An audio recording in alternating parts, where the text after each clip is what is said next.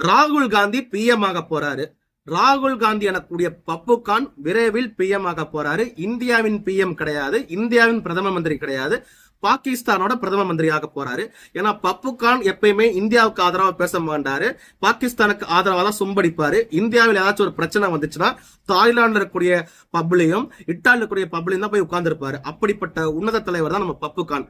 இப்படிப்பட்ட பப்புகான் பார்லிமெண்ட்ல வந்து ஒரு கேள்வி கேட்கிறாரு. என்ன கேள்வி கேட்கிறாருன்னா, இந்தியாவின் உளவுத்துறை தோல்வி அடைந்து விட்டது, இந்தியாவின் உளவுத்துறை ஒழுங்கா வேலை செய்யல, எதனாலப்பா வேலை செய்யலன்னு கேட்டா, சைனாவும் பாகிஸ்தானும் கூட்டணி வச்சு இந்தியாவை தோற்கடிப்பதற்கு, இந்தியாவை வீழ்த்துவதற்கு முயற்சி பண்ணிட்டு இருக்காங்க, நீங்களே எங்க போயிட்டீங்கன்னு பாஜக அரசாங்கத்தை பார்த்து கேட்கிறாரு நம்ம பப்புகான்.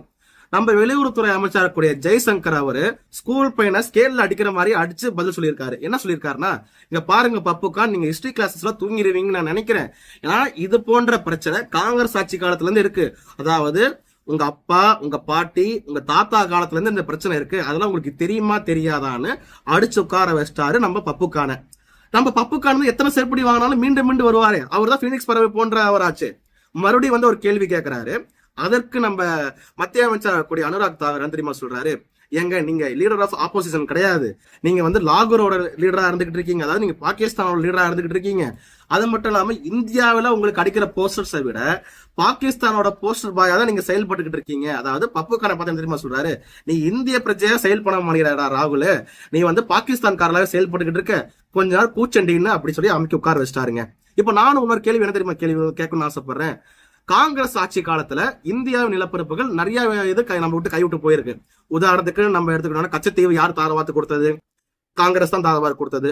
காஷ்மீர் யாரோட ஆட்சி காலத்துல போச்சு? நம்ம இவரோட நேருவோட ஆட்சி காலத்துல போச்சு. நேருவோட ஆட்சி காலத்துலதான் அருணாச்சலத்தில் இருக்கக்கூடிய சில பகுதிகளை வந்துட்டு ஆக்கிரமிப்பு பண்ணாங்க சைனா. இப்படி எல்லா நாடுகளுக்கிட்டையுமே, சுத்தி இருக்கிற எல்லா நாடுகளுக்கிட்டையுமே நம்மளோட இந்திய நிலப்பரப்பை காவு கொடுத்தது காங்கிரஸ் கட்சி தான். இத்தனைக்கும் பாஜக ஆட்சியில கார்கில் போர் பண்ணி நம்மளோட இடத்துல நம்ம காப்பாத்தி இருக்கோம். ஆனா அதை பத்தி பேச தெரியாத ராகுல் இப்ப வந்து வாய்க்கிலேயே பேசிக்கிட்டு இருக்காரு. அது மட்டும் இல்லாம காங்கிரஸ் ஆட்சி காலத்துல தான் இந்தியாவில தொடர்ச்சியாக குண்டுவெடிப்புகள் நடந்திருக்கு. காங்கிரஸ் ஆட்சி காலத்துல இந்தியாவில் தொடர்ச்சியா மத கலவரம் நடந்திருக்கு. பாஜக ஆட்சியில வந்து அதெல்லாம் ரொம்ப கம்மி, 0.1 or 2% நடந்திருக்கு.